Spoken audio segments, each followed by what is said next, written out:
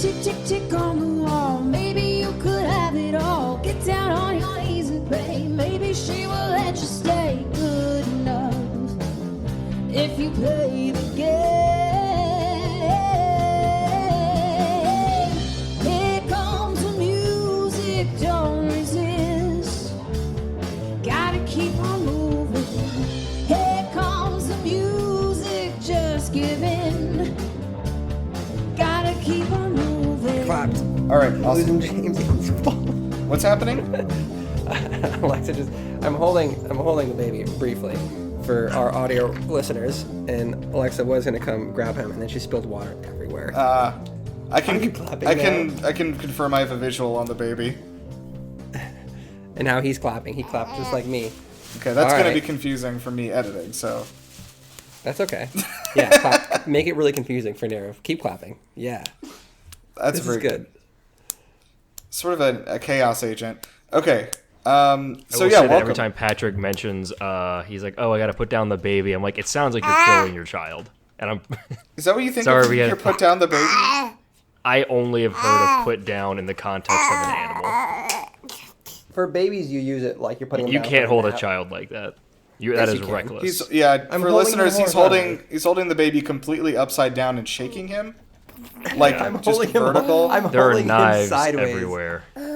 I am letting him hold knives as practice right now. I want to let him. I'm going to teach him how to. Da. Okay.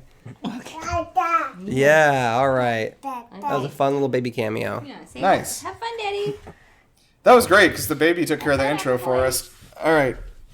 I don't know how you well it's have- going to flow. We need to teach him a bit more about timing and everything like that. And also, he didn't intro any of us. Which That's is true. Well, I can do that. So, hey, welcome to A Court of Bros and Broses. This is a podcast where three straight men are on a maiden voyage through the world of A Court of Thorns and Roses by Sarah J. Maas, and maybe we learn a little something along the way.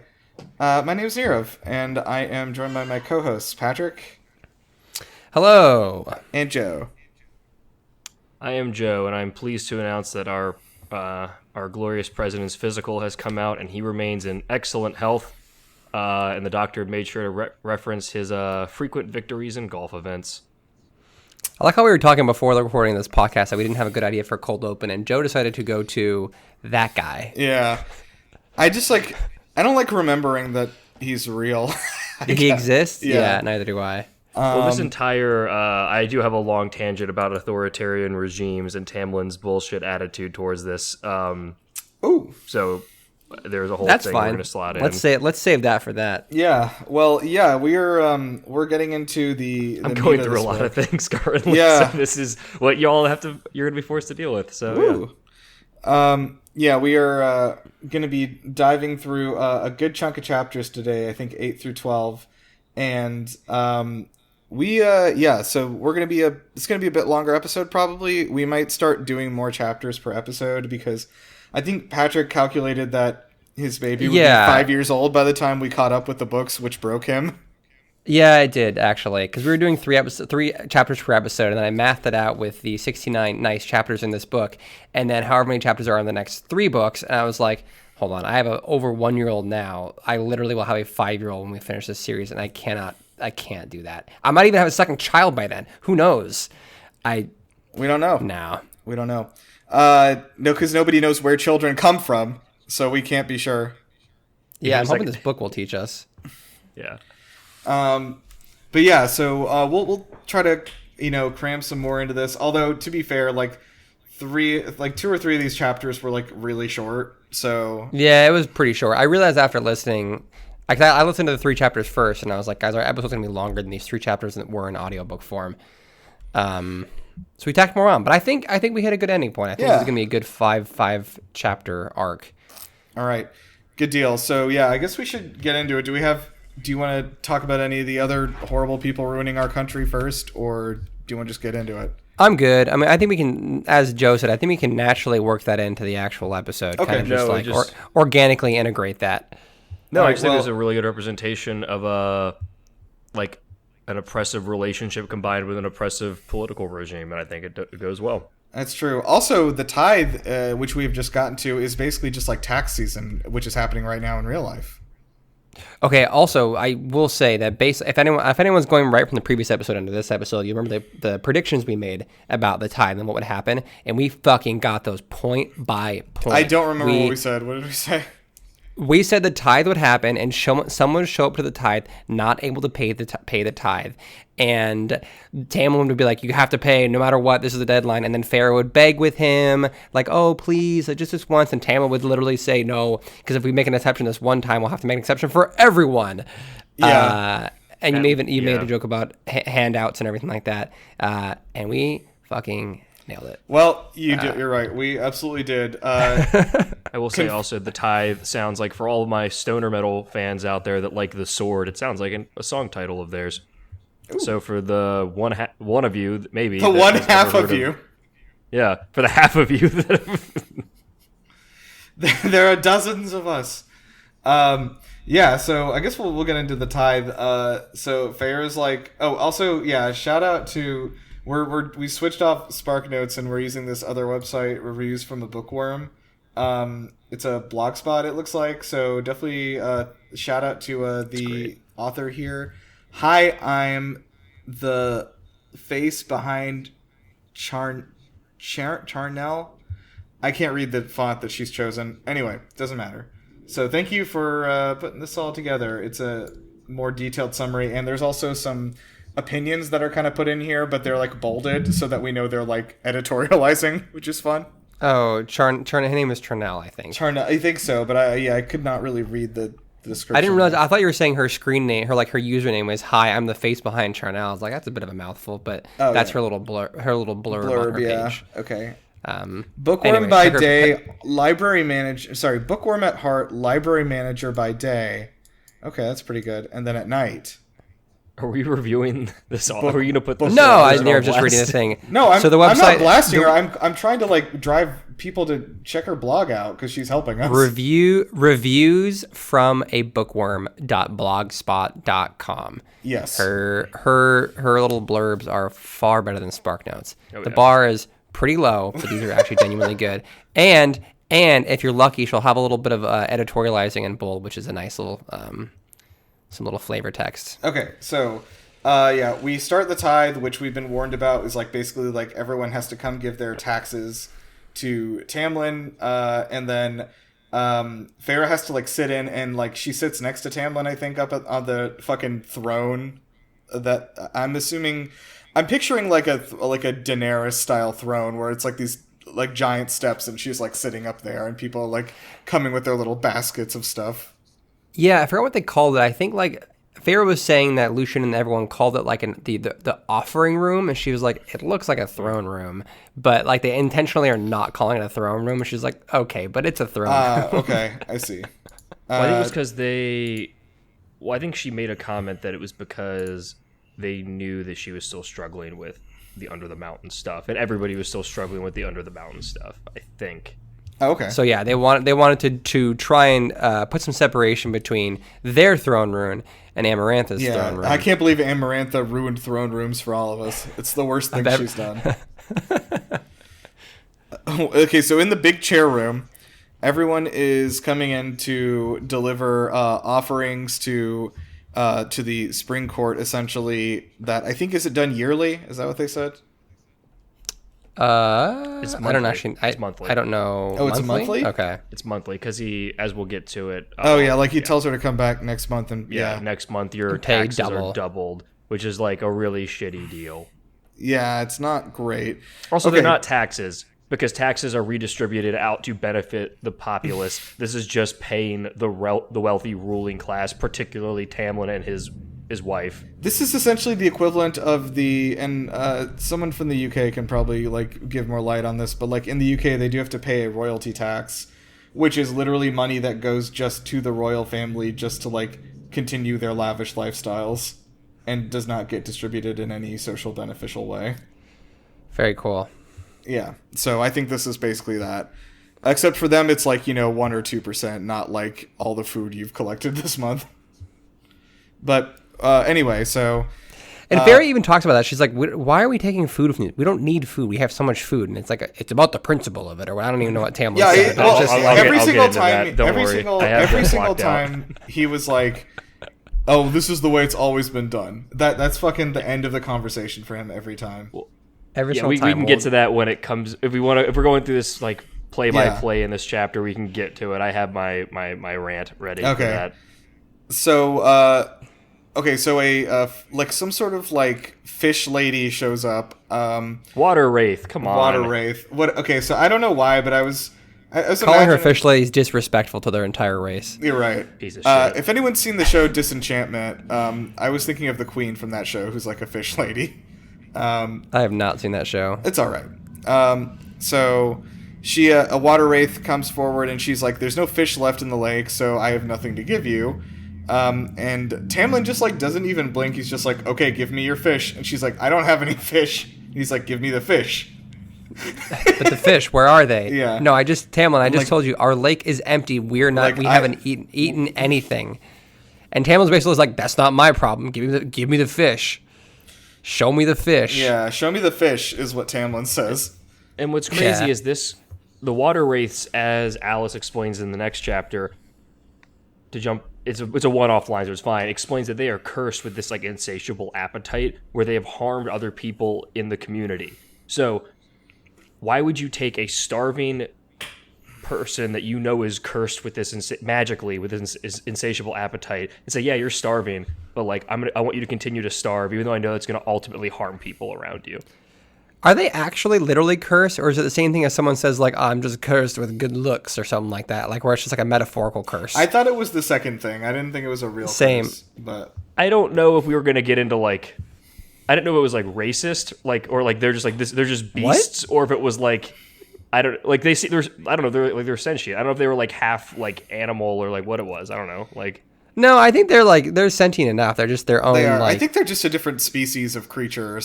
That are very hungry, and I think like compared to the normal Fae, they are very, very hungry. Yes, I guess. And maybe the real issue is that they just never have enough fish in their fucking lake. Getting tithed. So yeah, Tamlin's like, "No, sorry, give me the fish," and she's like, "I don't have it." So he says that. She has to pay over in the next 3 days, or else she has to pay double next month. So I guess there is like a tithe every month, which is insane. Yep. And so Feyre asked the question we're all asking, which is like, what is the point of this? Because like we have a lot of shit already in the palace. Like we don't need to take people's like meager offerings of fish, right? It's like even if we wanted it and needed it, like this is like pennies to us, but we also don't need it. For any of us, like we have enough stuff here. How much of the shit does Tamlin get in this? Does he just throw out because it's not good enough for him, right? Like if these fish people, if these water wraiths are giving him like just this like shitty crummy fish, Tamlin's just like ew, and he just tosses it. Right? That seems like that Tamlin would do that. That seems distinctly possible. Anyway, he does say this line about like, okay, this is how it's always been. This is how my father did it, and this is how my son will do it. And he looks at Feyre and he's like, "Yeah, this is how my father did it. But father's father, me, and how my son will do it." And it's just like, this is awful. I was like, this sucks. I hate this guy so much. These chapters confirm that, but I hate him so much. Dude, it is. I think it was the first set of chapters. One of our predictions we made. We talked about how like I don't know if I think I said like, or we said that we obviously this book's gonna make us dislike Tamlin or turn against Tamlin, but they don't want to. But Sarah doesn't want to draw it out. They did not waste any time. No, she doesn't waste any time. And like every single set of chapters we've done, Tamlin just gets fucking worse and worse, and it absolutely peaks in this chapter. And peaks as far as where I'm going to say that's not the chapter in this set of chapters. I mean, but like that's to be fair, we might read this next chapter and he might get worse and worse and worse for all we know. Probably will, but somehow he gets worse every time. Yep. Somehow Tamlin returned. I know that's where my brain went as well. Somehow Tamlin returned. Okay, so yeah, anyway, Farah runs outside, she talks to the Wraith, and she's like, oh my god, what the fuck? Like, here, take some of my jewelry, and, like, you know, you can use this to, like, pay off your amount of the tithe. And she just, like, tears off some of the jewelry that she has, and she's like, I think she even comments, like, nobody will even, like, notice, like, care it's gone, we have so much jewelry. Like, Yeah. And so, And the important context of this, and then Fairy, I think, even says this in the throne room as well. She says, like, you don't know what it's like to be poor, basically. Farah grew up being poor and, like, having times where she couldn't hunt and her family was just starving. So, like, she's been there before. She can absolutely sympathize with what the water race are going through. So she's like, this sucks. I'm going to help these people because I have the means of doing it, because we have more riches than we know what to do with in this fucking house. And then also what I didn't realize until after the exchange is that she's actually doing this in full view of the entire queue of people waiting for the throne room, which might be a problem later. Nope. well, one thing It's a problem for Tamlin. It's not. It's a problem for Tamlin. For society.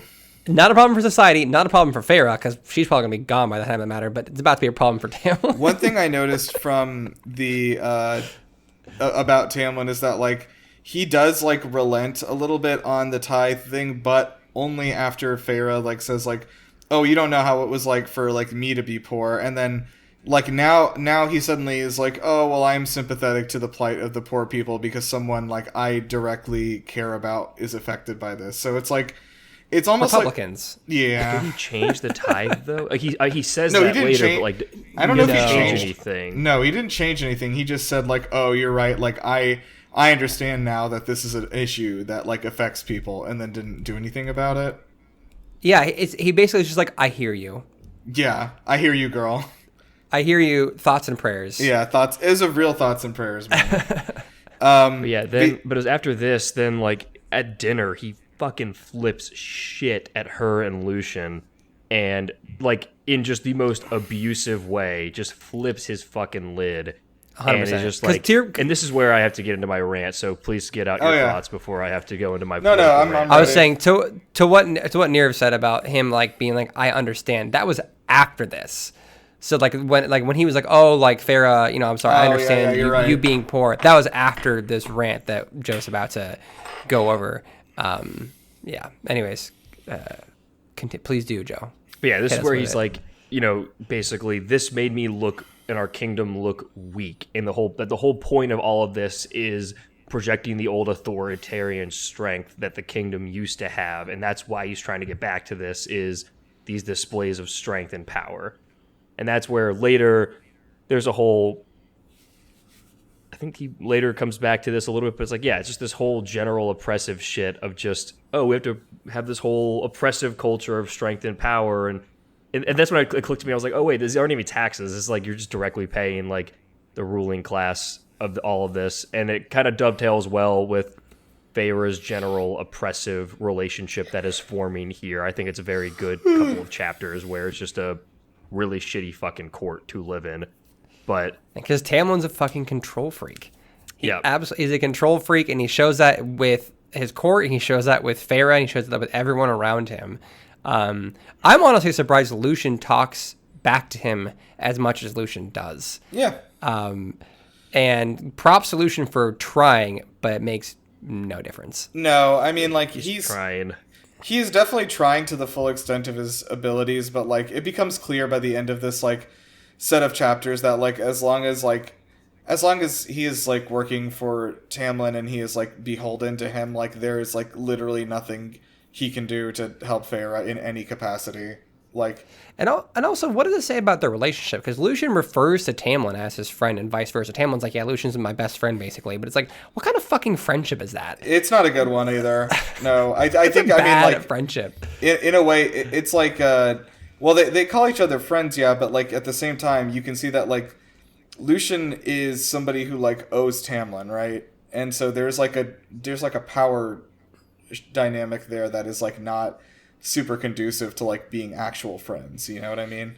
Well, I think also they were friends while Tamlin, while a High Lord previously, we don't know exactly how long he was a High Lord for before all of this, but it sounds like this is his first go around really at being a true, like, High Lord in the sense that there's not an Amarantha or this other like force out there. Like obviously there's a King of Highburn, but or even his dad, who was High Lord before him. Like that's a good point. This is his first go around as king, basically. So like this dynamic didn't exist until right now. So now like their friendship wasn't tested to this degree yet. But also his dad was the High Lord. He's like, oh, my father did it this way. Your father fucking owned slaves. You had a problem with that. Like, fuck you, you piece of shit. Like, why are you picking and choosing? Your dad wasn't a good guy. Like, why is this the shit you're trying to get back to? I didn't even think about that. Like, he's like, oh, this is what my dad did. Like, your dad also had slaves, dude. You gonna go back to going slaves, Tamlin? Like, what the fuck? Yeah, why 100%. That's my prediction. I'm doing it before the end of the show. Tamlin will propose the idea of owning slaves. I think there will be human slaves. No, you think Tamlin's gonna have mortal slaves? I don't think Tamlin's gonna go down that dark of a path. I don't think they're gonna make Tamlin into a full like villain. I think they're gonna make us just hate him for who he is. I don't know if he's gonna go back like that dark. That's pretty rough. That's true, but I also don't think I know where the book is going at all, because it seems like that the end of, we'll get to the end of chapter 12, but that seems like a changing of the status quo here, so I really don't know what direction the book is going in. It's a huge, we don't want to get ahead right. Well, that's a huge change, and we still have like 80% of this book left. Yeah. So anyway. I was saying, so any predictions that we like had, if we're going to be kind of moot. Anyways, so there's a huge argument at dinner where Tamlin basically just lays into Lucien and Feyre.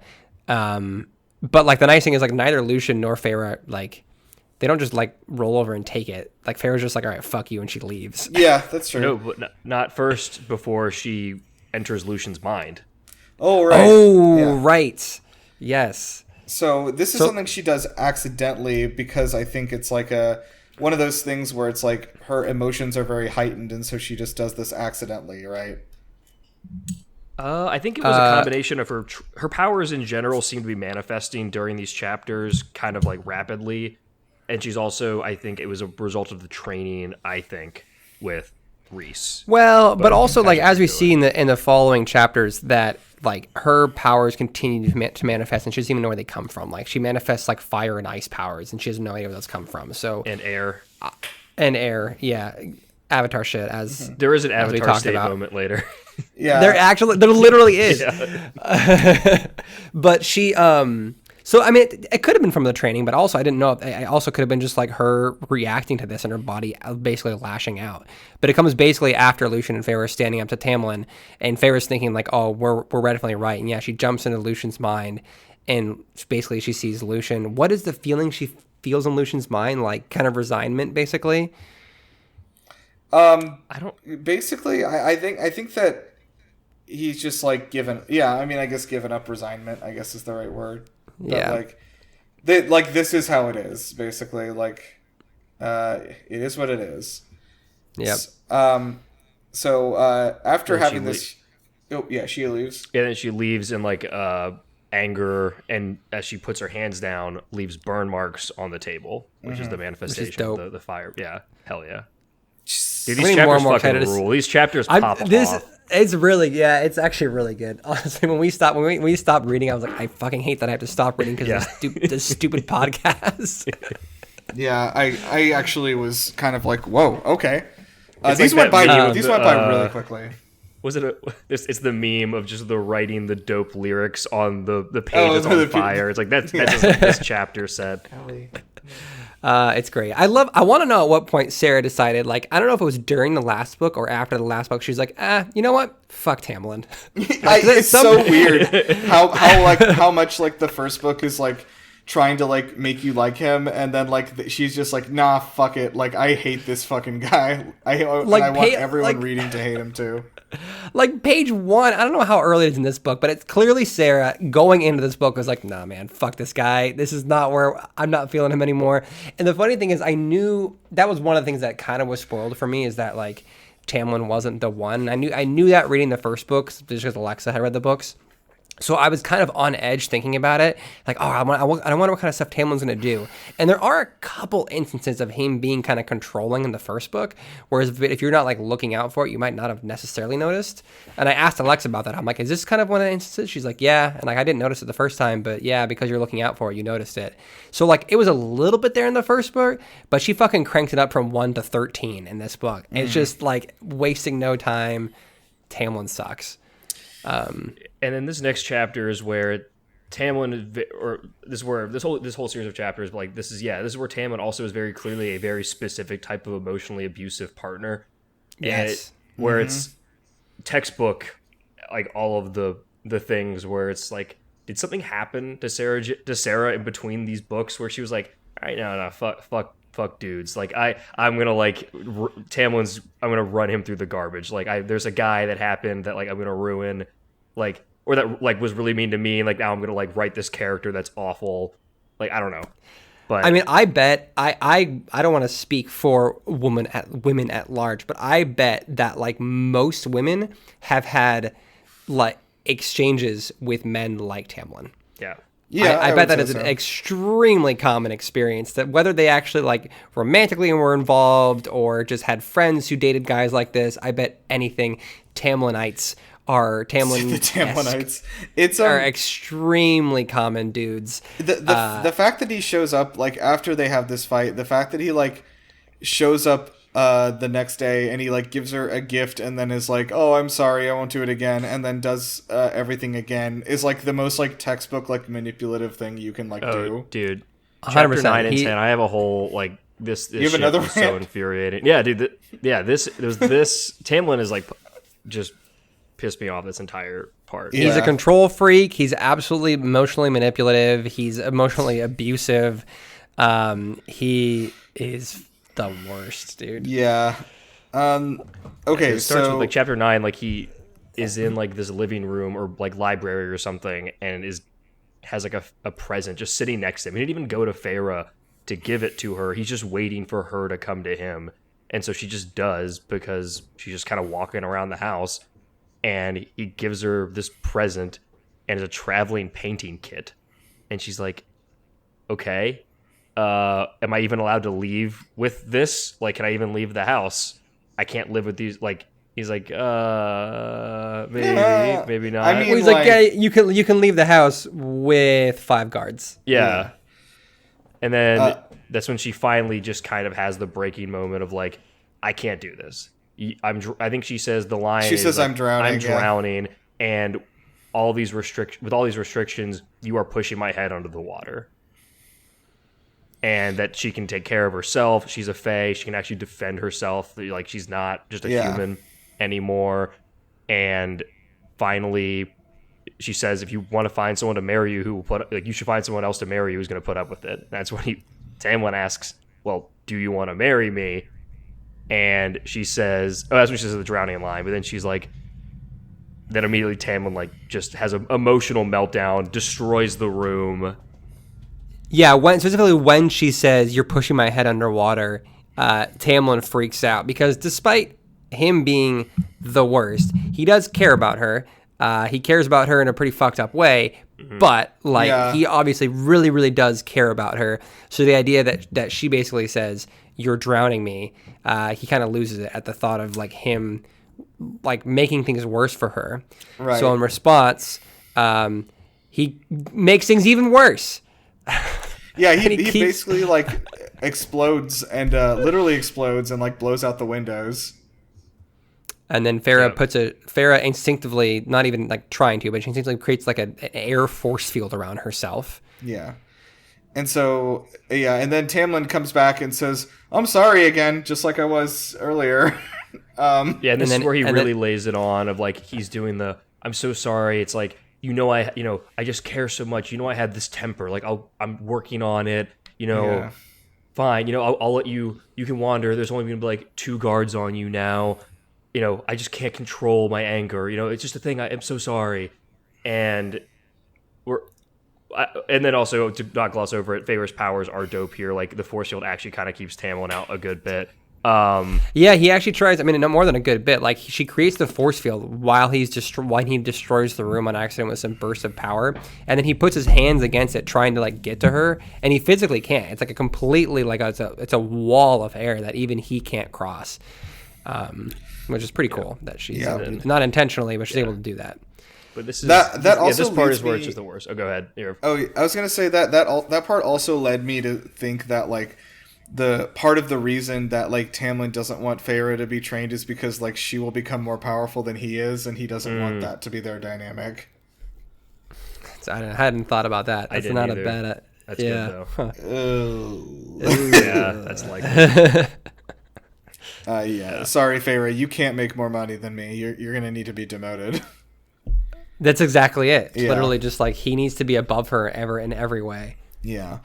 I'm the only one that can protect you, and it's threatening to me and my identity if you can protect yourself. Yeah, true. And then this is where also after this again, like this whole like, oh, I'm so sorry, you know, I didn't mean. I'm just so passionate, you know, I can't control my anger. And then after this, he apologizes, like says you can have like slightly fewer restrictions. He still doesn't treat her as a person, but all he does after that is then love bombs her by having sex twice a day. And even Feyre's like. And then after that, they don't talk about it. They don't have any actual conversations or talk. It's literally just we have sex twice a day, and then he fucks off for like 2 weeks. Yeah. Yep. And so And then- she continues to not be able to like do much, but I think they let her start walking around a little bit more now. Is that right? Well, she'd be able to walk around the same amount. It's just that he like have the amount of guards on her. So instead of 5 guards around her, she has like 2 guards around her. Yeah, I think she goes on like a ride by herself also for the first time ever. It feels it's kind of that temporary like, hey, I'm abusive and I know I went a little too far. I'll pull it back temporarily so that I can reestablish my control. Which this is all textbook like emotional abuse. Yeah, of, like, yeah, for sure. Just the apologies doing nothing, love bombing through gifts and then sex after you realize you fucked up, and then doing no material change. And then blaming the other person, saying like, hey, you made me do this. Like, I care about you so much. You made me do this through your actions. It's fucking frustrating. These chapters were so infuriating. So, I mean, but they're doing their job. No, yeah. Yeah, like they were good. Like, yeah. That's good. Just, yeah. So, yeah, Feyre is basically like, I think the next major thing that happens after that is that like overhearing that Rhys is like visiting and trying to talk to Tamlin. I'm assuming that he's trying to tell him about the war stuff that Tamlin didn't want to listen to. Oh no, it's not visiting. He's there to collect Feyre for he's there to collect Feyre, his weekly or monthly visit. Yeah. Okay. So anyway, like Feyre, you know, is like, okay, well, you know, I might as well not fight it this time because at least I get that sick view in my room at the night court. But then Tamlin does his bullshit again, where he's like, "Oh, I swear I'll find a way to break this. I'm so mad he's taking you, Feyre. I'll find something to do. I'm so mad." And Feyre literally, like in her head, she's like basically sees through his bullshit, where it's just like she feels like he's just acting poorly. Like she knows that he's not going to do anything to break it. He's just fucking putting on an act. Yeah, he's like just like got to act like a big man all the time. Basically. Well, also, there's a part later where Ianthe says something, which we'll get to in chapter 12. But it's very clear that they know that a lot of her rebellion, or that like Rhys is empowering her as a person and as an individual, and that he doesn't want that. So they try to fucking gaslight her in chapter 12 about Rhys. Yeah. I mean, they to be fair, they all try and gaslight her almost constantly in this house. But yeah, so then Rhys shows up and he's like, you know, I'm taking you, and then he looks at Feyre, and the first thing he says is, "Are they feeding you enough?" Basically. Oh yeah. No, but hold on. I was like, what the fuck? But in the next chapter, even Feyre comments to herself that she didn't notice how much weight she lost. Where I think honestly, up to this point, it's starting to come across like it was like, oh, this is just misogyny. I think at this point, you're like, oh, she's actually losing weight because of her like mental health. Like she's truly, losing weight. Yeah. Every time she's in Tamlin's house, she loses weight, and then when she went to Rhys's the first time, she apparently gained a lot of that weight back. Not a lot of it, but like, how much can you gain in a week? Yeah. But in the week, she was like eating healthier. She's like leading at just being way healthier mentally in general.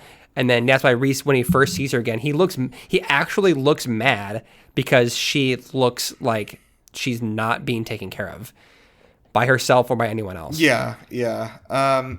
So basically, Reese is like, oh yeah, he says like, I'll give you anything you want. He like literally like is begging, and he says like, Reese, I will give you literally anything you want that I have. And he's like, you don't have anything I want. I already have everything. And he just leaves. and It's very so good. he does a mic drop and he leaves. It was weird. Hey, someone Where the did mic he get and that then dropped it. microphone? Yeah. So we go to the night court, and like you said, she realizes her clothes are like loose on her because of the weight she's been losing. So Reese is like, okay, I want to have dinner with you, and we're gonna sit and talk. And he tells her, which I should have realized earlier, but like he's been feeling like, and he's definitely felt that like spike of fear basically in the library when like Tamlin like exploded the fucking windows and all that shit. Like Reese like felt Feyre's like terror and fear in that second. It came through. So he was like, oh boy. And so but what's all he interesting felt was here- that. He didn't get a glimpse of like anything else beyond that. All he got was that raw emotion. He couldn't see anything because I think she had blocked him out of Yeah. that. Oh, not even that. No, like in general, he makes a comment. The bond is there. He can't see shit anymore. He cannot see into her thoughts at all at this point.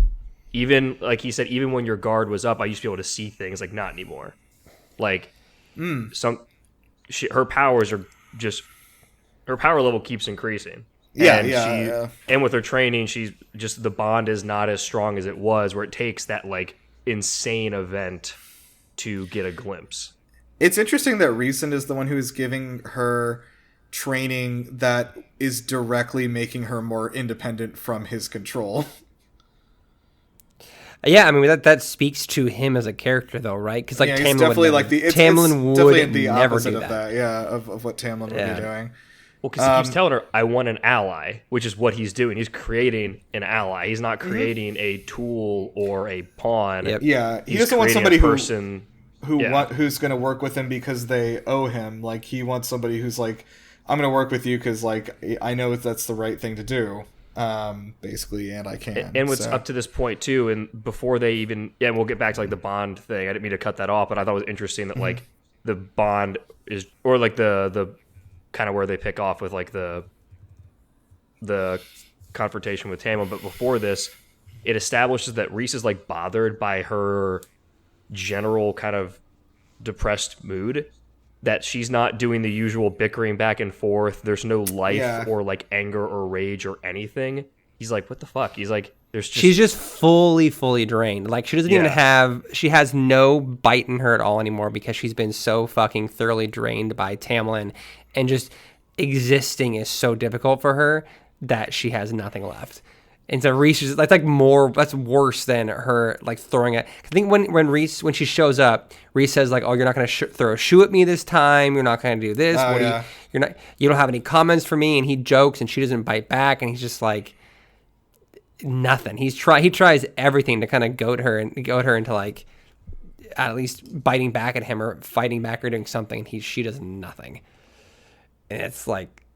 It's rough. Yeah, and then Rhysand reveals kind of a little bit like a detailed look at like what happened to him down in the night court, which also revealing that what I think we like kind of suspected but no one had said, which was that like during his time there being under Amarantha's control, he was raped over and over again too.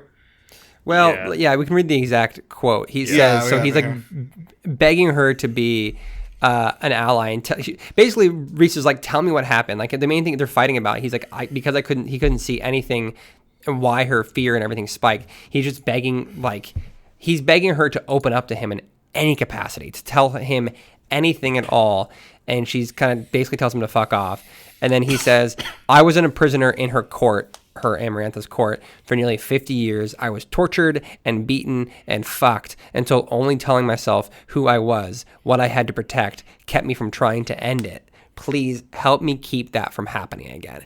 Which is like the most serious we've ever gotten from Rhys. A very like the honest, most real he's plea. ever been. Yeah, and I think Farrah even comments on that. Like, she's kind of like taken aback by how genuine that plea was. but still in the back of her mind, Tamlin has such like a grip on her that she refuses. Yeah, I mean, she says, like, I won't jeopardize, like, what we have. And then, like, you know, of course, I'm like, what exactly is it that you guys have now? Like, because, like, Tamlin keeps saying, like, oh, I'm trying, like, I'm going to be better. And then, like, it doesn't seem like he actually is taking actionable steps to do that, so. Yeah, because Chapter 10 ends, we forgot to mention this, with right before she leaves, Tamlin mentions that there's that basically, like, oh, there's a conflict going on. She's like, let me help, like, I can help. And he's like, no, don't worry yourself about the war. And he's like, it's not the time for this. And she's like, it's never the time for this conversation. And she's like, but even saying that would require more energy than I currently have. I'd rather just go with Reese. Oh yeah, she thinks it's never time for this conversation, but she doesn't say it out loud. Yeah. Like she knows she doesn't have the energy to even fight back with Tamlin because it's not worth it. Like he's like so controlling and condescending and awful to her. The Spring Court House Crest should just say, we'll talk about it later. Yeah. Yeah, so to your point, Near, of like, even that last chapter ends with he's just not making changes. Like, as soon as the, like, initial I can love bombing you out of thinking about this goes away, he's like, no, I'm back to exactly how I was. Yeah, it takes, I mean, it's just kind of becoming clear that, like, this is, like, probably who Tamlin was kind of before any of that curse stuff happened to him, and he's just kind of fallen right back into, like, the person he used to be. Because, like, it's weird because it's like we were complaining about how much of a wet blanket he was, but it's like being boring kind of made him a better person. Like, he's just like a person whose, like, power seems to go straight to his head in every single bad way possible. Like he was real middle management he was type. He was definitely seemed like he was better when he had been humbled by the loss of his powers. Yeah. And then now that he has his powers back, his kingdom back, his authority back, he's showing more of his true colors, and it's like, okay. It is weird that, like, he fell back into this, like, so quickly after being humbled for that like long stretch of time. But, like, then at the same time, it's like, well, that seems to be what everyone at the Spring Court is doing, is like, no, we're going to make it exactly like it was 50 years ago. Like, everything must be exactly the same as it was 50 years ago. Like, I'm curious how many other people there, like Alice and Lucian, I wonder how many of them are actually like, yeah, no, let's make it how it was. Is like a good thing, or if it's just Tamlin is so authoritarian in pushing that opinion on everyone else that's kind of just their adopted opinions. Well, Alice is a servant, so I don't think she's cares either way. But Lucian definitely doesn't see it his way, but is kind of I can do the most good if I stay here and as his advisor, like, keep every now and again him on say track something. Or whatever. Yeah, but Alice is a servant, but she still has like opinions. Like I'd be curious to know, like, that would be new. I think that would be news to Tamlin. I don't think he knows the servants have opinions. Yeah, I mean, we got not to jump ahead, but in chapter 12, I think we get a glimpse of the way Alice might feel. Yeah, being different from. I would like Tamlin for you guys Lucian. to, like, kind of walk me through what happened there, because I got a little confused. But we'll get there when we get there. It is. Yeah, a lot of stuff happens in quick succession. It's some fucking Monkey Yatsu's death shit. It's rad. it's pretty crazy. All right, so to finish off chapter 11, basically, like, after Reese and kind of Farrah have this fight when she first gets there, where Reese is basically begging for her help at any capacity, Farrah's just like, no, I don't have the energy for this, and she basically just kind of goes past him, goes to her room. And is he gone for part of the week?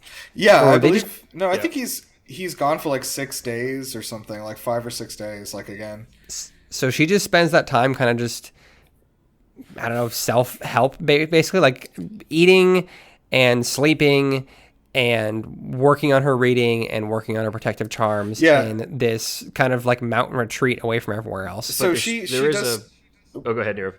I was just going to say, she does start to note, like, the value of reading, in that, like, she's finding that, like, these stories are providing her, like, escape and understanding. And she's discovering fiction, essentially, being like, oh, like, I can just, like, go step into a whole new world, like, you know, we all learned in elementary school, right? Like, just, Yeah, you know, you all can these go all these anywhere on Earth. characters. Yeah. She's talking about all the characters in the books she's reading, and she gets to care about these fake people's lives and everything. It's just, I don't know. Yeah. It's very cute to see Farrah discovering reading. Yeah, right. Like I said, like we all, like everyone goes through this experience when you're like very little and you're like discovering that like you can just, you know, your brain is able to transport you into a different place and time and just be there for a little while. But yeah, it's... And Farrah really needs that escape. Yeah, right yeah, now. for sure. Like, for sure. What were you going to say, Joe? Oh, there is then a nice, good juxtaposition of, you know, obviously at the end of this, Farrah is just kind of in this pure rationalization mode of, no, Tamlin cares about me. This is just his way of showing it. Like, he's not training me because he's just giving me the space to sort it out. Like, it's fully this, like, resignation to the fate to kind of accept the reality she's in. Yeah. But then also Rhys, when he leaves for a week, while, like, he's just like, yeah, I'm gonna be gone, but like, you can do whatever the fuck, I don't care. You can just walk around, like, yeah. He's like, the house is yours, feel free, and he just leaves, which I think was a perfect juxtaposition to Tamlin, which would be like, oh, I'm leaving. There are 6 guards to watch you forever. So it perfectly shows like the dichotomy of the two male leads here. Yeah, I think also that I think she's free to go wherever she wants, but it's more like, hey, like, there's a bunch of weird shit outside of the house, so, like, probably don't do that. But, like, she's like, yeah. I got you. You're like, but you can if you want. Like, I trust you, but, like... That's what it is, right? It's the difference of, like, because there's a bunch of weird shit, like, out in the spring court. I'm sure there's, like, dangerous things, etc. But, like, you know, when it comes down to it, it's like, okay, like, you are a human with, like, agency and like understanding, and like you know, you're aware of what's out there, like, just, you know, don't be an idiot and walk out there on your own. And she's like, yeah, I got you, like, obviously. But also, if you want to be, that's within your rights to do so. Yeah, it does make a difference for sure, the ability to, like, even if it would be stupid to do, like, the ability to just walk out of a building is good to have. So yeah, anyway. that's good. It's a good I didn't line. I didn't know how to word that. No, you fucking landed that plane. I like it. Good. Okay, so let's see. So, and then dude, chapter Rhys, 12 fucking slaps. Yeah, this one really, like, rocketed to the next level. So, you know, Tamlin, she goes back to the spring court at the end of her week. Tamlin once again is like, hey, I'm gonna find a way for you to get out of this. Oh, also, we got some clarification that, and it was, like, kind of explained to us in the last book, that, like, the Fae bargains, like, literally can't be broken. They're, like, magically sealed. And so even if Rhys did want to, like, break this bond, like, he even doesn't have the ability to do so anymore. I didn't even like, I guess it makes sense that it is a bargain. I didn't see it that way, but I guess it technically is. She was like, oh, no, yeah, they made an exchange. Yeah, that was. Yeah, I guess it is. I didn't think of it in the same, because the framing of that, what the information that we learned was that obviously it cannot magically be broken, and then that the comparison was made to the magical bargain that Amarantha made with Tamlin. And to me, those sound like two very different bargains, but I guess kind of putting them under the same magical bargain umbrella makes sense. Yeah, I think it's just like whenever like people make a bargain in the fairy world, like, it just is. It's like an unbreakable vow thing. It just will happen. So the nice thing is the actual, I mean, getting into technicalities, I'm sure we're gonna have this happen. Rhys just says that you have to spend, I think it's probably at least 1 week a month at his place, which means I'm curious if she decides to spend. If she 2 can, weeks. I think she can stay longer if she wants to. Like, I don't think there's any issue there. I hope so. Yeah. So does she. I have a strong feeling that, like, yeah, that she may be staying for longer on this next trip. But yeah, okay. So yeah, she's back. So Tamlin goes to get her from the night court. Rhys doesn't drop her off. And then he's, you know, like you said, oh, I'm going to break this curse. Yeah, whatever. And then they're back. And then they're back in the spring court. Boo. I hate the spring court. Boo. There's too much pollen in the spring court. Farrah starts to notice that, like, as you know, we talked about her powers have been manifesting. Like, her hands are, like, starting to, like, look like a claw-like, and you know, it looks like what Tamlin does basically with his, like, beast transformation power. Her it's like Sabretooth. Her nails just get longer. Oh, okay. I see. So, just okay, fine. Yeah, it's like X-Men Origins Wolverine. Was that? Yeah, and then No, Sabretooth, because Sabretooth is just like he puts his hands up. Because I remember Sabretooth and Wolverine always fight, and I always thought it was really funny as a kid, because Wolverine has claws like coming out of his which knuckles, is really cool. And then Sabretooth puts his hands up, and his nails just get longer. I'm like, okay, this is not. Well, I mean, the scary part about like a saber-toothed tiger would be like, you know, it's got claws, but like he's just got like straight long nails. He doesn't have like curled, like sharpened claws. Yeah. So Also, I imagine Farrah's saber-toothing right now. Who was that guy? What was his name? I was kind of picturing her with like weird, Levi, like just saber-tooth tiger paws, just like very out of place paws. Yeah. Who are you talking about right now? What, the guy who played Sabretooth? Liev Oh, Schreiber. I have no idea. Liev Schreiber, thank you. Oh. I'm glad you said Joe that. just had You that in his on back deck, pocket. dude. I love X-Men Origins Wolverine. Fucking It's a good movie. dope. But stupid fucking movie. Sabretooth is in like the OG X-Men movies too, Yeah, isn't He he? different is, actor, yeah. though. Yeah. Oh, okay. I was imagining that Sabretooth. Yeah, well, That's the one and that then they put in the Deadpool Wolverine movie. Was the original Fox. the original one, yeah. one. Because I was like, that's not our guy. But, I haven't seen that yet. oh, you should. It's pretty fun. I Okay. want to see it. I just haven't had a chance. Of all the movies that I've, I think, tried to do like a multiverse, like funny thing, like, I don't know. I think that makes most sense. Like, I don't know. Just after watching The Flash and then watching Deadpool and Wolverine, I was like, okay, like, thank you for at least putting some effort into it. The Flash was a bad film. All right. I didn't watch it. Yeah, I watched it. I watched it on an airport on an airplane where it was supposed On an to be airport. safe. On an airport. I not like in I it. like- On the airport, and I watched The Flash. And when he entered the Speed Force, dude, I was like, "Oh man, this is cinematic history right here." Especially if you're watching on an airport. Yeah. Well, when the thing is, because I was in an airplane, when the Flash entered the Speed Force, I did too, and that was crazy. I was That's like incredible. I was really in the moment. Okay. Well, I Don't would say recommend. I did watch Batman Begins on an airplane, or in an airplane. I was not on top of the airplane, and right as like the crazy explosion, like right when the train hits like Wayne Tower at the end, my plane lands. I was like, hell yeah, this is a 4D movie. Let's go. Dude, that actually reminds me of a thing I found out, which is that Iron Man 3, they removed the entire plane crash sequence for the part that is if they have the movie on a plane. So there's like 30 minutes of the movie that are missing if you watch that movie on a plane. Like literally, it just shows the plane shaking, and then it's just moved to the next scene where they're all back at the headquarters. Like it just skips 30 minutes of the movie. Because they think like people will freak out if they see a plane crashing while they're on a plane.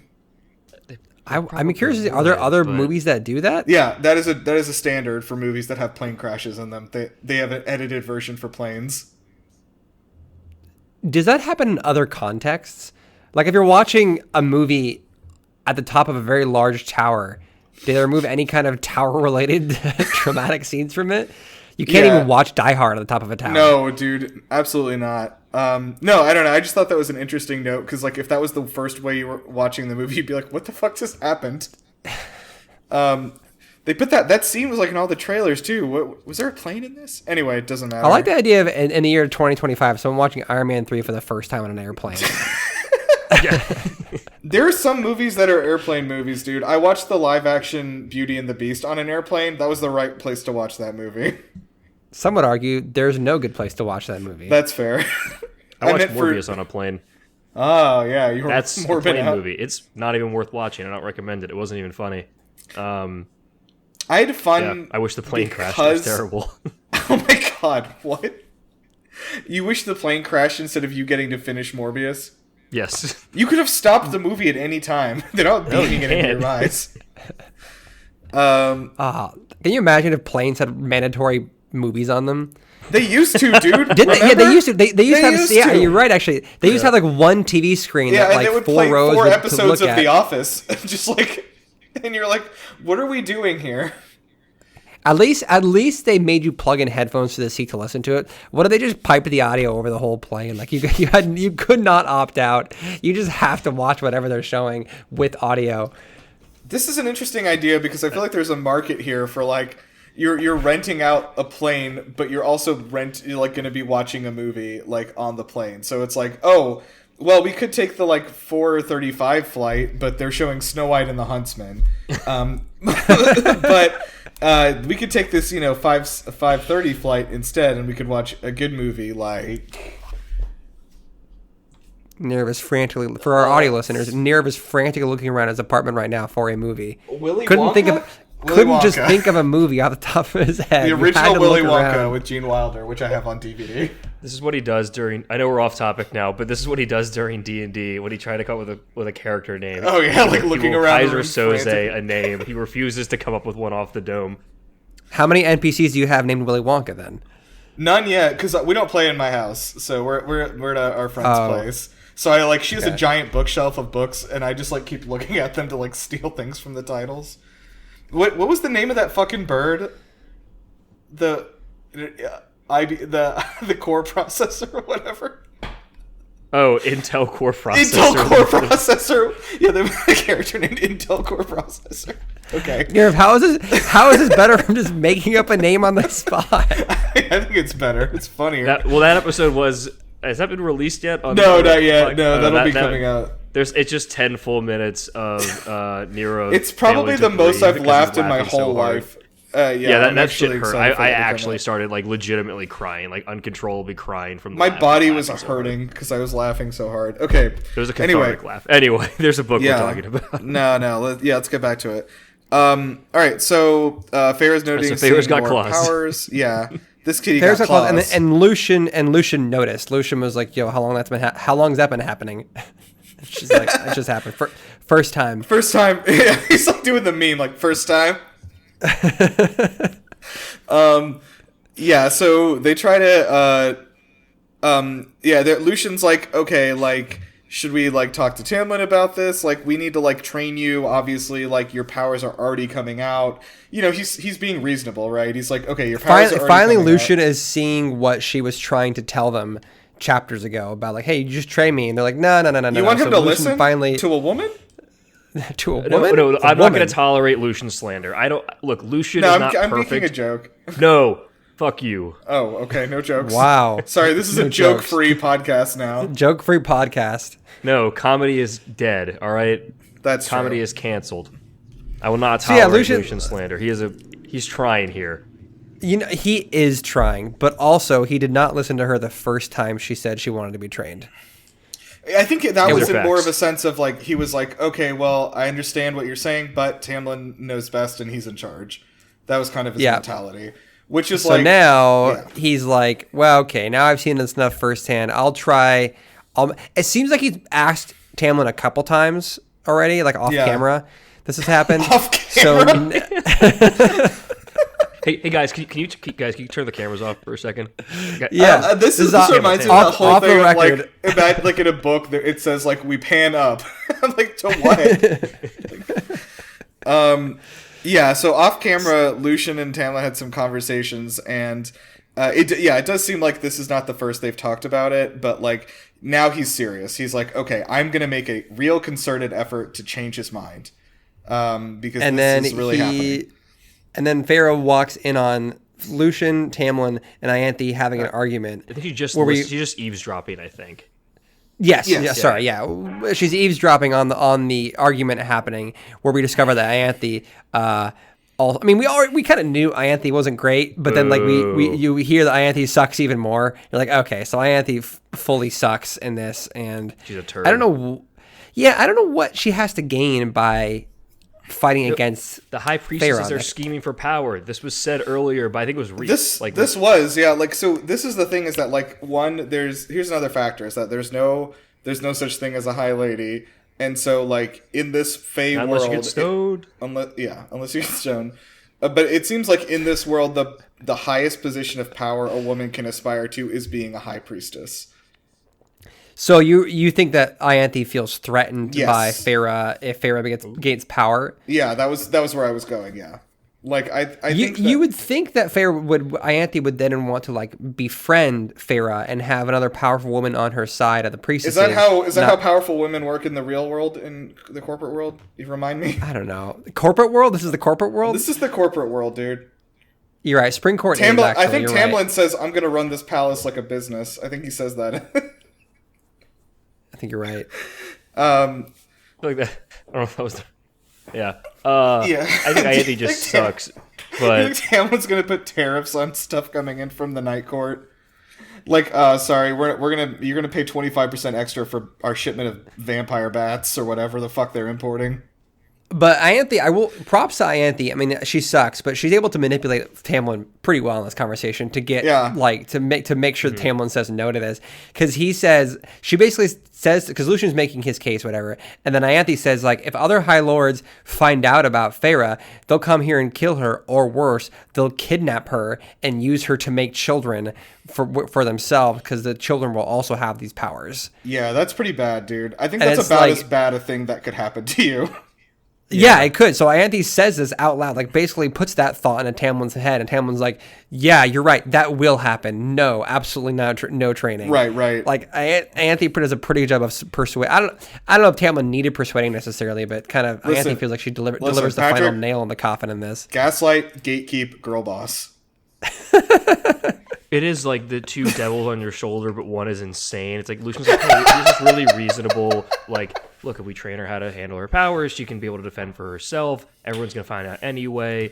Very reasonable. And then there's Ianthe. She's going to fucking die. She's going to get kidnapped and die. Do you want her to die, you piece of shit? It's just like, she's going to die, and she's going to be worse than death. I just didn't want to like continue. I didn't want to continually say the turned, word, but like, yeah. Yes. Yeah. Just turn into a freaking baby making machine for other High Lords. And then Lucian then again begs, like, wouldn't you rather, if she can at least train herself so that if other High Lords do come, she can protect herself. She can protect herself, not rely on others to protect her. And then Tamlin once again is like, no, I can protect her. She doesn't need to protect herself. I'm good enough. I like to think he's also just staring at himself shirtless in the mirror, like, I can protect her. Yeah. Oh, I can protect her. I'm starting to think Tamlin should just be played by The Rock. Just like him looking. He has the charisma of The Rock, yeah. Damn. Yeah, this is an anti-The Rock podcast. Okay, I mean, like, he's not my favorite guy, but that's even mean for him. No, that's mean for The Rock. The Rock's got more charisma than Tamlin. No, he's a centrist fucking piece of shit. He sucks. No, he's so bad. Like, he actually will probably try to run for president. Have you had his bad tequila? He's the absolute fucking worst piece of dog shit. Fuck The Rock. He's as a person and as an actor, he truly is terrible. He's not a great actor. But anyway, regardless, I can't fight you on that point. I will quit the podcast if we endorse The Rock. I didn't endorse The Rock. I'm not endorsing The Rock. Stop endorsing The Rock. There has to be somewhere between there has to be some space between he's the worst piece of shit on earth and he's great. There has to be We're endorsing him, The Rock for president. There's got to be something. No, he's one of those. Oh, dude, they're gonna clip your voice out. Like, I get the Patrick. I think Coolsville sucks. Of us endorsing him. Okay, yeah, we're not endorsing The Rock for president. Just because I'll leave. They have all these fucking The Rock posters all over their fucking walls. I have no fucking The Rock posters. You can see all the posters on my walls. None of them are fucking The Rock. I'm just gonna lean down. I do have Brock from Pokemon. That is close to The Rock. That's fine. Nice. It's a signed picture. It's not just a picture of Brock from Pokemon. I do have. Actually, never mind. Okay. Anyway, okay. So we get to she's overhearing them talking. And they do say they're going to plan to assassinate. Recent. Wow. Okay. So Patrick is now showing us what was that? A figurine or something of The Rock? Of The Rock from WB. It's a Rock action figure. I'm giving no context why I have that in my house. Okay, so we do have. I guess acceptable. One piece. WWE The Rock is fine. Oh, interesting. Or okay. like wow, pre his return back in the olden days, that's fine. I'm sure he was right with Hulk Hogan trying to bust unions back then too. But yeah, is this WWE like story lore, or is this Hulk Hogan IRL stuff that Hulk happened? Hogan kept people from unionizing in the WWE to get like healthcare and shit. Hulk Hogan Cool. sucks. I knew that. Yeah, I knew Hulk Hogan sucked. Wasn't there that whole thing with that website or something? There was like a whole legal situation. Well, he was right. Wasn't he the victim he was in that right, though? Oh, that was that. Yeah. He unfortunately, the worst person made a good point with that. Okay. Doesn't he own like a bad website though, or something? I might be making this up. I feel like he owns like a right-wing website or something. It doesn't matter. All right. So while the three of them are arguing, I think Ianthe also suggests The three of us or the three of them? The three of them. No, the three of us can all agree that The Rock is okay. So anyways, while Joe just flipped me off specifically, while Ianthe, Tamlin, and Lucian are arguing, I think Ianthe also discusses floats the idea of assassinating Rhys to get Feyre out of the contract, and Lucian's just like, what the fuck are we talking about? Like, come on. But also, I look. I feel like it's just because they have like the shit. We still don't really fully know the history of Rhys and Tamlin. They clearly have that was alluded to in the first book, where it's a much longer storied history. But he was the only fucking High Lord that did anything during the Under the Mountain fiasco with Amarantha to help anybody.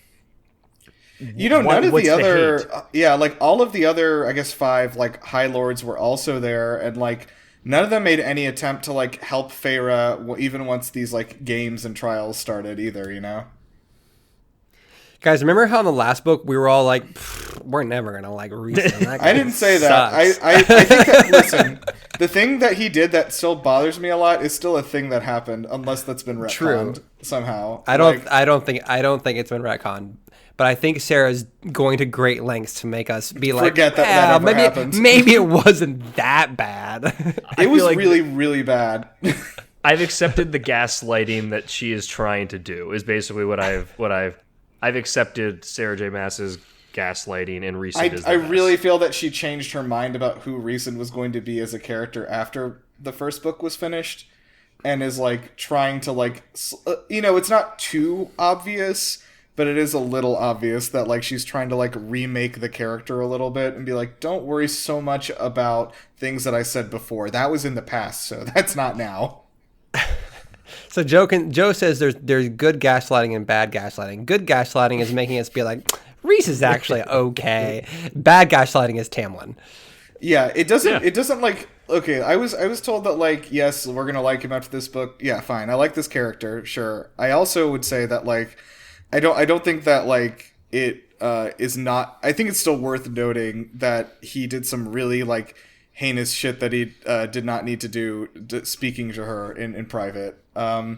Like, even if you want to justify all the weird sexy dances and everything, which I understand happened and was like justified in X way of like, oh, like, so everyone would think that, I was doing this and they wouldn't bother her or whatever. But like, it still doesn't really like explain like, his like threats to her and all that stuff, like when they're speaking alone in private. Yeah, and also like kissing her. Yeah, like just sort of that whole thing was not great. So, I mean, I don't know, maybe 49 years of enslavement drove him to insanity. I guess you could maybe plead the insanity defense. I'll be honest, I've kind of forgotten many of the events in which he was incredibly creepy, other than like the essay stuff he was kind of doing, or like the threatening to essay stuff. Or yeah, that, like, I that was kind of what it is. I could have if I wanted to. I forgot the kiss. I forgot the kissing part. Sarah, Sarah has completely succeeded in making you forget the bad stuff Rhys almost. If we hadn't gone back to talk about it then, and we waited till the end of the book to reflect back on book 1, we probably would have been like, well, I don't think anything bad happened, right? Stop lifting the veil. Leave the veil over my head. Yeah, I'm sorry. Yeah, I'm sorry to everyone for bringing up the first book. The first book has been decanonized by this book. I will say it kind of has been with that line about how he was like also a prisoner and was being essayed. Like it feels like she's really like, hey, let's just forget everything, let all that old stuff. Like, let's just. I mean, she's at least trying to make us empathize with that Rhys has gone not empathize, but sympathize with Reese's, like, he went through his own shit under the mountain as well. Like, he spent 50 years as a slave to Amarantha. Yeah. In a lot of ways. Yeah, and I mean, like, look, there's people are complicated. Like, I mean, I think even Tamlin is being presented as like, okay, this is a more complicated character than you've been led to understand from just the first book. Like, people have, good and bad stuff going on, and, as The Rock would tell us, we should weigh those things equally. But in this instance, it's a classic Rock quote. No, I was saying, like, we should hear out both sides, Oh, yeah. I know one side is doing, like, fucking war crimes. But it's fine. Yeah, it's fine. But no, it's interesting because, like, I think that, like, Rhysand has become a more complex and, like, interesting character, but also is not, like, the best guy ever, I would say. But regardless, I do like having him in the book and, like, reading about him because he's an interesting character. He just, like, I don't know that I'd be friends with him in real life is all I'm saying. With Rhys? Yeah. I don't know, he seems kind of fun. I mean, got really sure. good weed. He does. He definitely is a really good hookup. But can I do the honors of reading the next part of, like, this story? Because I would love to read the comment from our Blogspot please. author. Okay. Talk about the training. Talk about the training, or which part? Yes, the training. Yes. Okay. Because yes. He says no because her training would make other lords aware. That one. Yes, I would love to. Okay, yeah. Yes. So the author here makes a very excellent point that when Lucian is begging Tamlin to just let her train, because then hey, sure, what Anthe said, let's accept that as fact. Sure, that could happen. But if that were to happen, what if she had training to protect herself? Tamlin's like, no, because if she gets trained, then it's just going to be the other lords aware of her powers. Our Blogspot author makes a very good point. Not if you do it away from other people. I was so fucking infuriated, and I don't know if Lucian's just overwhelmed or something by the room, because he's clearly going 2 against 1 right now, but, like, yeah. he did not come up with the point, like, train her in secret. Just do it secretly. Yeah, train her in a room somewhere. Like, what? Like, you don't have her a basement? her powers manifesting themselves in public on accident is, like, way more likely to happen than someone seeing that she's training in a controlled environment. Like, I don't understand. That's bad logic. No, I mean, the whole thing is, like, stupid. Like, the fight's already over, though. You can tell, like, it's one of those things once Ianthe, like, makes this, like, stupid point to Tamlin, like, the whole discussion's over. Like, he's already locked in. Yep. So, Tamlin gets mad, and Farrah's like, cool, I am not... Fuck this guy, and she, like, locks herself in a room and doesn't even eat dinner that night. Yeah. Because this is the Tamlin point. has a huge outburst. Mm-hmm. Was that what you were going to say? Well, I was going to say, at this point, yeah, like, she sees Tamlin's, like, temper again, and, like, I feel like, and, like, me as a reader, I was like, okay, I do not feel as though this relationship is going to continue, like, this romantic relationship, like, from this point. If you had doubts now, wait until the next thing. Yeah, right, exactly. I was just saying, like, this is where I was like, oh, and then I was like, oh.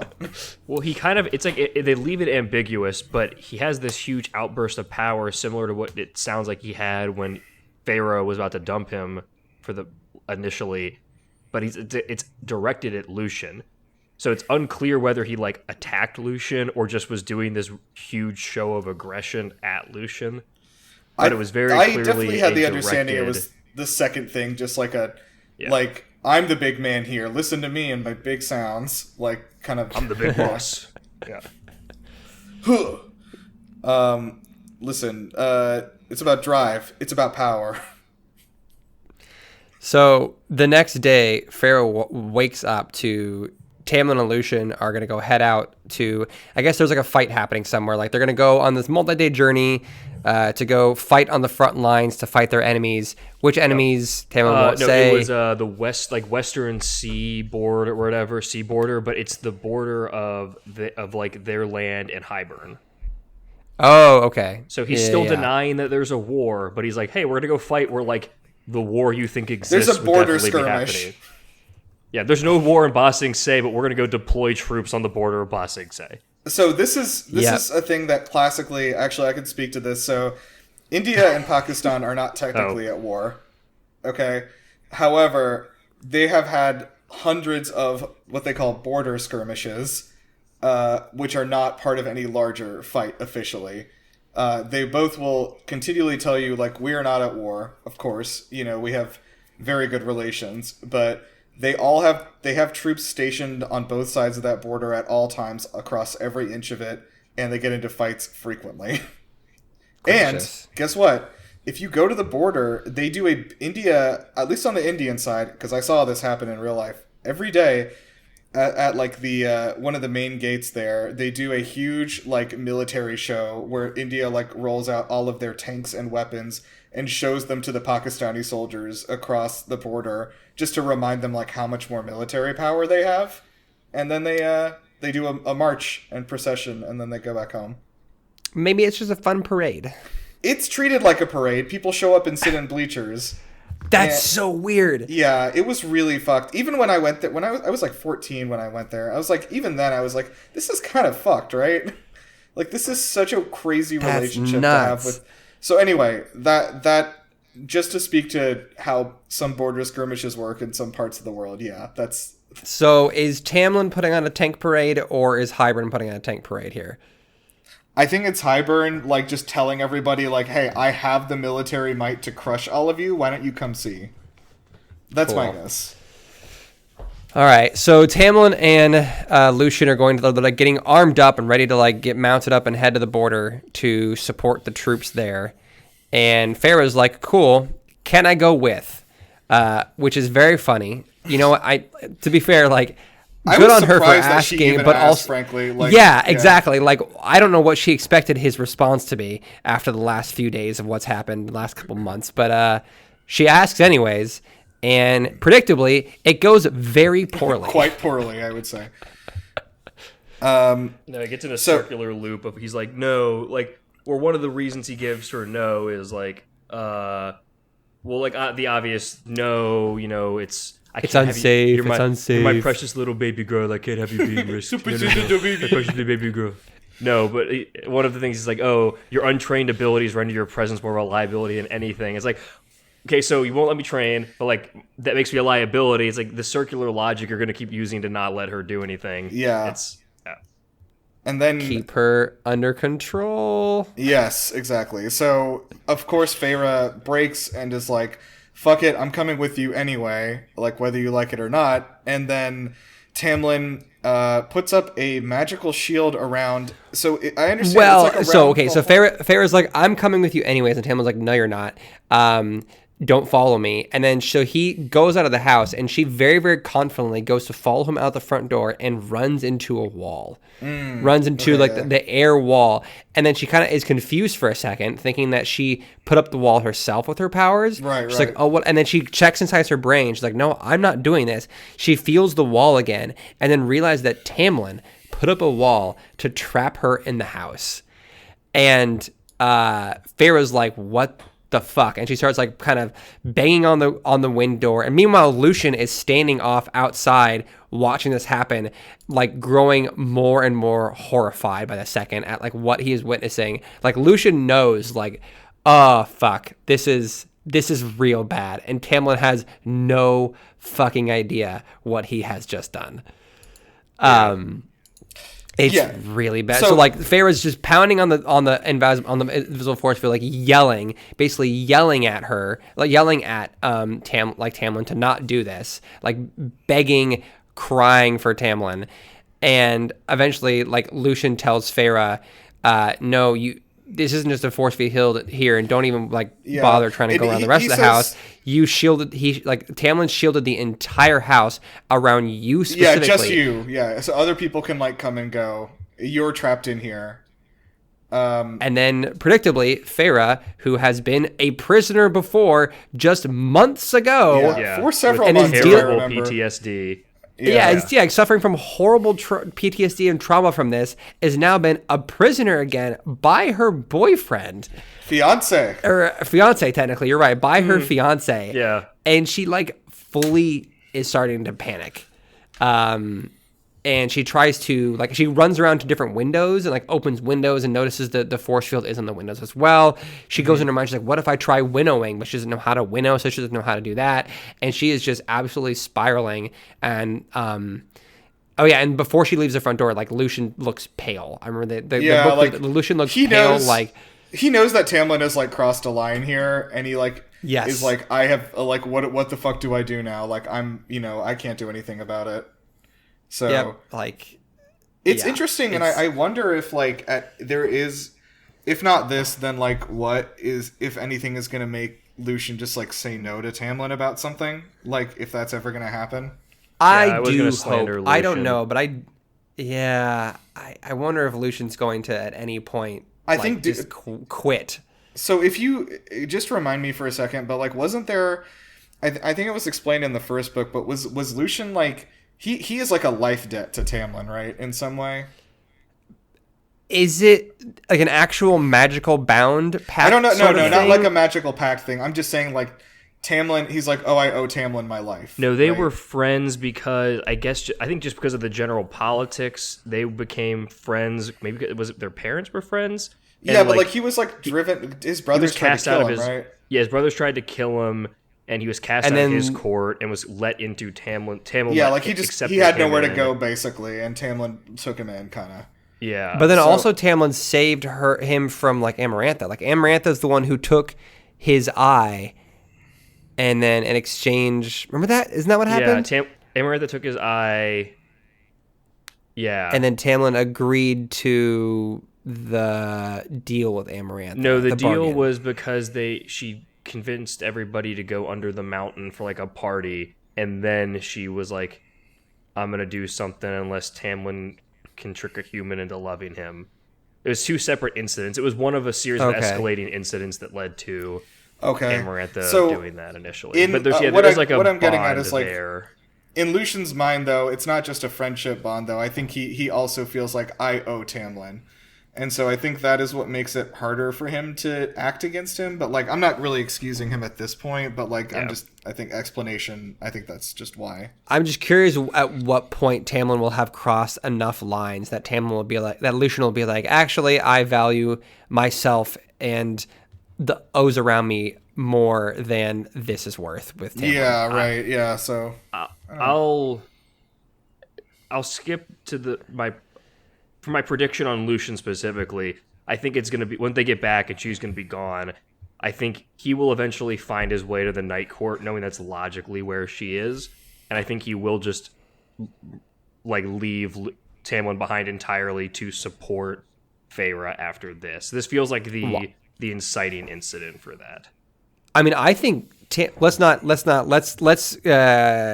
finish this chapter before we talk about prediction. So Feyre goes into the Avatar state. She's like panicking, and she's quickly panicking and absolutely spiraling like faster and faster, and then she goes into the Avatar state.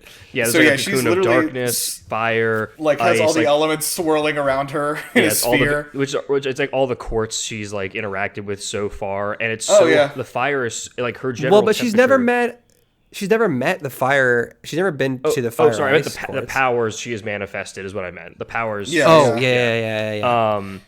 But it's so hot that she melts her engagement ring right off her finger, which is very poetic. I don't know. We'll have to read that. I don't know. I wonder if that was symbolism. So, of course, she feels someone pick her up, and it's a woman, and she's going through this PTSD flashback. So her mind first jumps to Amarantha, and then she's like, "Wait, no, okay, it's not Amarantha." And then realizes, she hears a familiar voice, and she realizes it's Moore's voice. Yeah, there's two voices.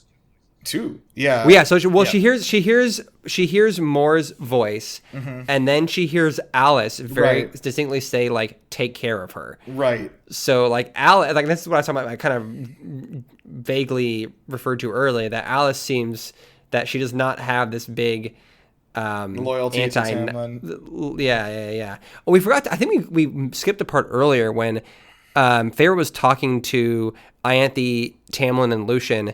I think it was when she got back from the Night Court last time, and she was doing her whole debrief again. Ianthe and Tamlin were telling her that, I think that was in this chapter book, this chapter section, that this is when they were gaslighting her about, like the reason Rhys is so nice to you is because he's trying to turn you against us. Like Rhys is trying to manipulate you. Like Rhys is trying to do this and do that. Like, wasn't that in this section? Yeah. I think it was. Okay. I think you're right, because I think after she came back from the night court, they did do another debrief where they questioned her for hours about every single room she went into, every person she talked to, etc., the layout of the house. Yeah, and then they were instilling the seeds of doubt in her, trying to turn her against the night court and just literally gaslighting her about what Rhys and everyone is up to, talking about Rhys is the enemy, Rhys is the enemy. Yeah. But anyways, and then Alice here seems to understand that Mor is there to help Feyre, not take her. Well, okay, so this is the part I got a little confused about, because it almost sounded like Alice had planned this to some degree with Mor.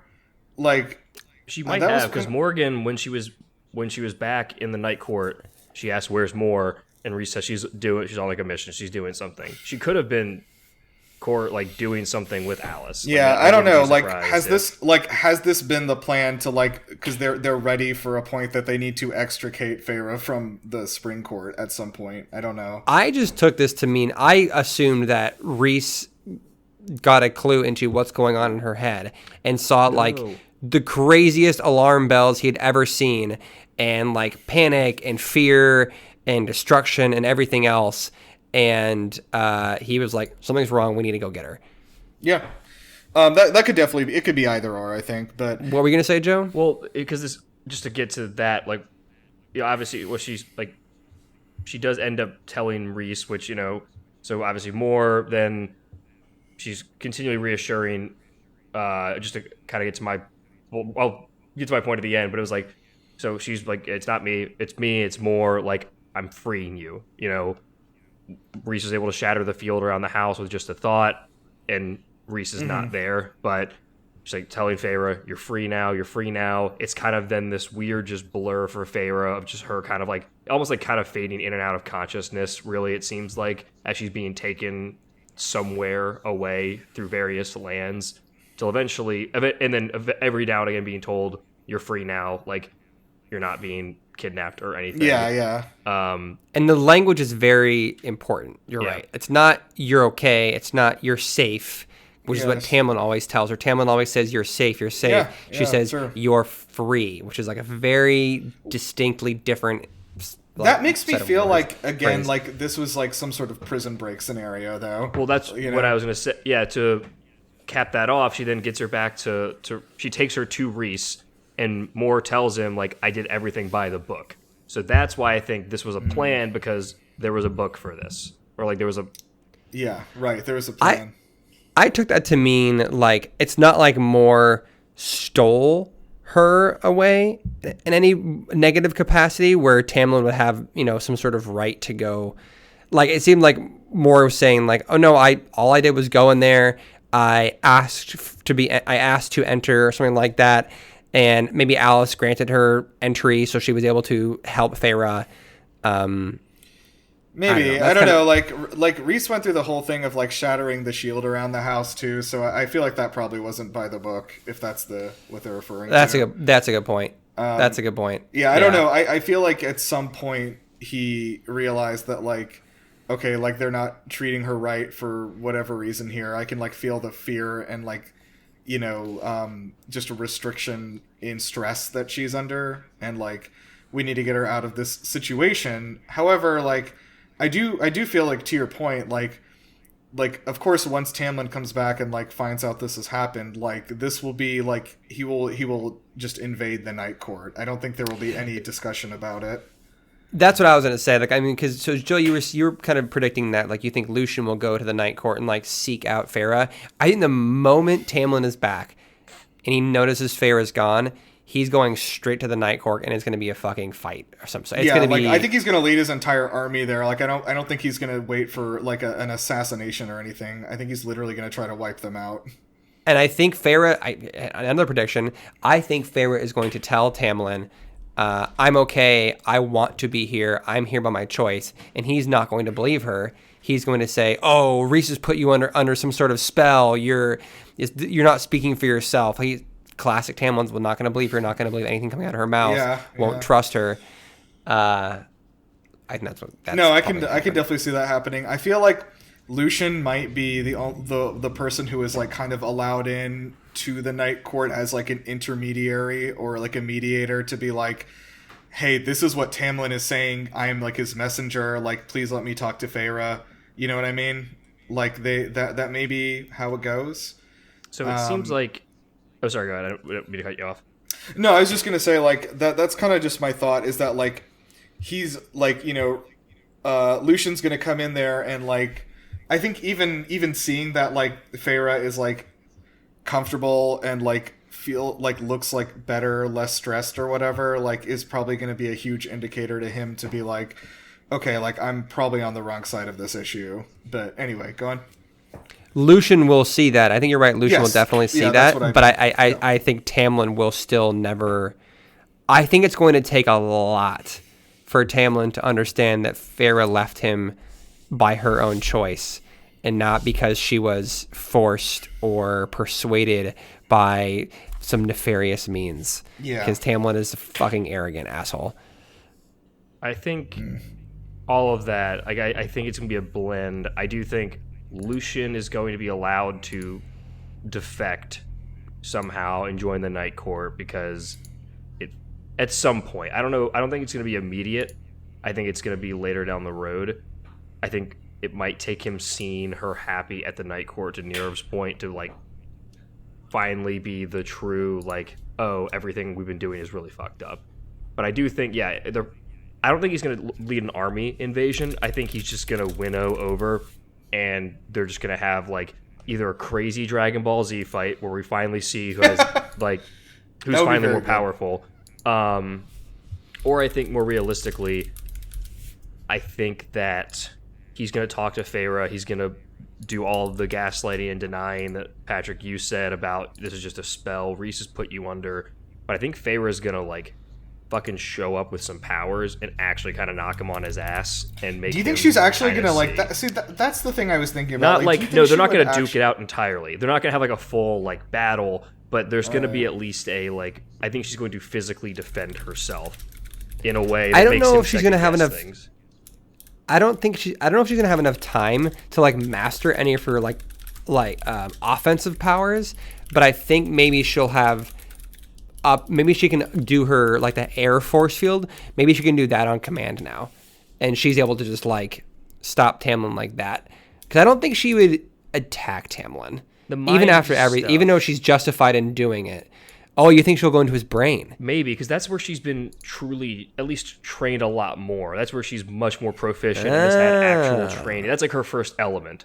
If we're doing the Avatar metaphor, is her dark powers that she got from, or her night powers that she got from Reese.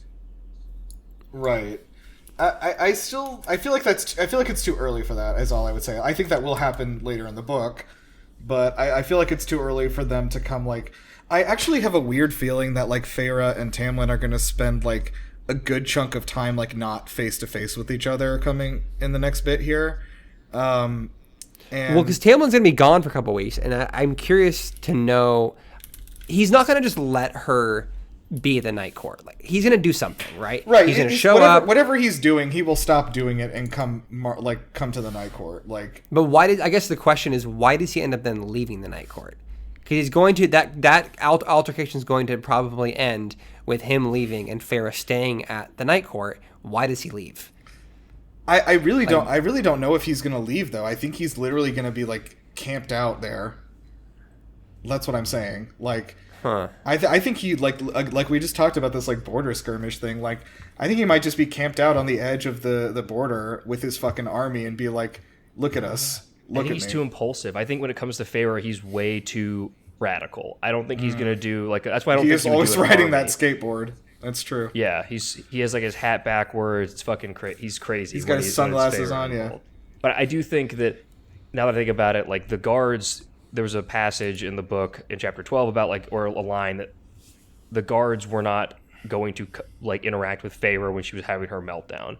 even though she was like breaking stuff and like was clearly in danger or distress, which kind of implies that this was maybe a deeper plot by the either they just didn't care, which is plausible, or two, this was like a deeper plot by the Night Court to infiltrate some of the Spring Court. So I think there's just a lot. I don't know. think that the Night Court is that nefarious. I genuinely think Reese doesn't give a shit about the Spring Court. I don't think he wants control of the Spring Court in any way. I think everything he's told Farrah, I genuinely, maybe this is a little naive, I think everything he's told Farrah has been honest and truthful. And that, like, he wants Tamlin to, like, stop being a baby and partner up with all the other court, help unite the courts against Hybern. It's weird. It's almost in a way like, I feel like if Reese has been lying to her about this stuff, like, it just really wouldn't make for a good story. You know what I mean? Yeah. Like, the fact, like, she should be getting this, like, correct information, because otherwise then everyone's lying to her, and then, like, what are we even doing here? But, like, yeah, I think that, I don't know, I don't feel like Tamlin's going to give up that easily after Farrah's like, no, I'm fine here, I want to be here. I just don't feel like he's going to go home. That's all I'm saying. He's not. That's what I mean. Like, he's definitely... Farrah, nothing Farrah can say will make him believe that she is okay, and she's not being controlled or manipulated, because that's who he is. That's the colors he's shown. But I don't think he's going to just stay there, right? So, like, I think Reese is going to make him leave. And then maybe he comes back with forces or something. I don't know, man. I don't know. We'll see. I think at some point, this is a radical theory, but I'm gonna put it out there fucking radical. Radical. I'm gonna put it out there in the airwaves. I think Tamlin is gonna get married to Ianthe as a substitute once Feyre leaves. Can the High Priestesses get? I guess I'm gonna say yes. I'm pretty sure they can. I mean, like, Feyre made a point about she looked like the kind of person that Tamlin should be marrying, and like, why isn't she marrying Tamlin? I'm pretty sure in the earlier part of the book, it's possible. Which could have just been like a general, like, physically, she Yeah. looks like the ideal mate, like, for, you know. Yeah, she looks regal or whatever. Yeah, but I think he's so obsessed granted with her, but I also think he's so obsessed with the state of the realm and keeping this authoritarian, like, we have to maintain the continuity of what was before and the power. Like, we have to have this appearance of power to people, that he would immediately keep things going by marrying somebody else. I don't know. You think he would do it that quickly? You think he would give up on Farrah that quickly and marry Ianthe just for... Not like in a week, but like within within enough chapters to where it could happen within the same book. Maybe. I don't know. Like, that seems like something that could happen eventually, but it just feels like so many other things would need to happen between them before that, to me. I feel like Tamlin's going to spend a lot of this book fighting to get Farrah back. Yes, I think so too. And I think that she's going to be spending a lot of the next part of this in the Night Court, like, training, while Tamlin is, like, trying to find ways to get her out, basically. Do you think Farrah goes back to the Spring Court of her own free will at any point? And then I think maybe she does, because she was technically not, she was brought to the Night Court, she was, like, quote unquote rescued into the Night Court. I think it would mean something for her personal, like, journey if she went back to the Spring Court and then left on her own terms. I think so too, but I also I think that would have to come after she has gotten a lot of, like, training on how to use these powers, so that she feels safe doing that, I guess. So, yeah, because, like, I agree with you. I feel like we're looking more towards the end of the book right now, though. You know what I mean? Like, that feels like a more climax. The thing is, we've hit such a. I don't have any immediate predictions, because we've hit such, like, a capstone of plot that it's hard to say what's going to immediately happen. Like, this is just one of those points in a book where, like, or in any story where, like, the status quo has changed such that it can't change back to what it was anymore. Like, so it's hard to say what's going to be coming now. Yeah. I usually tend to wait till closer to the recording to listen to the book so I don't forget it, but I might actually listen to this, like, tomorrow, so I can. Oh yeah, no, I want to know. I was kind of mad because, like, I saw just how the chapters are divided up. That, like, chapter 13 is, like, part of, like, part 1 of this book. So, like, there's still, like, one more. Is like, it really? Yeah. So there's still, like, one more part to go, like, chapter to go in this part. So, like, there's still, like, I was like, oh man, come on, we should have just Yeah. Oh, I did not realize. Maybe we should have done that. I don't know. I finished chapter 12. I was like, oh, this is a crazy cliffhanger. We should talk. It is kind of a fun cliffhanger to end the episode on, though. So I think that's fun. But yeah, so yeah, I guess we'll pick up with chapter 13 next time and see what happens. But yeah, I think I guess we put out our predictions and everything. I would like to comment that every prediction ever under the sun. Things we are just going to made happen it at some point in the book. Look, if we just predict everything will happen, we will always be right. Something right. Nostradamus, yeah. For real though, go back if you guys, because I even though I didn't used to listen to our recordings, and then I went back and listened to them at some point because I was curious like how stupid I sounded, and then it ended up being a nice reminder of what we talked about. Like I'd go back and listen to the previous episode before listening to the next chunk in the book as a kind of refresher. Like this is what happened. This is what happened. Okay. And the benefit of that is I hear our predictions again. And I heard our predictions just before this. And guys, we got so many predictions right. Go back and listen to the end. At least listen to the end of our last episode. It is shocking how many predictions we got right for this chunk. I'm really, I'm excited. Very good. Okay, cool beans. Do we want to say anything else before we wrap up here? I definitely think the book has got a lot more interesting. So yeah, thumbs up. I think I'll just say. Book 2 is radically different from book 1. It feels like Sarah J. Maas fucking cooked. I almost feel like book 1 should have been an email. You know what I mean? It kind of feels like it was all one big intro for what was a 100%. Much better story, but it was very necessary groundwork and homework. It was still good, but this book is popping off in a way that I did not expect.